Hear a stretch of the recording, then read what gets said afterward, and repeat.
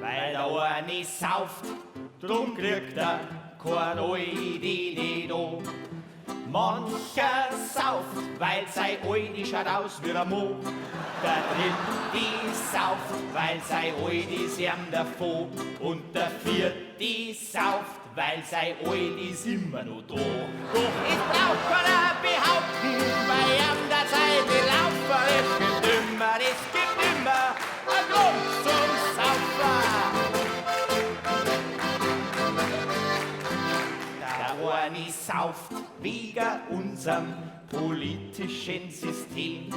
Der andere geht grob suffen, zum Willen der sieht da kein Problem. Ob der Seehofer sauft, kann die nicht beschwören. Doch seine Politik lässt sie anders nicht erklären. Doch bei uns in Bayern bleibt Fußballer verdürsten. Es gibt immer ein Grund zum Bürsteln. Die saufen, weil die Bayern heuer kein Trippel holen. Andere hätten lieber Dortmund als Meister wollen. Der ein oder andere sauft, den er mag grad guten Fußball sehen.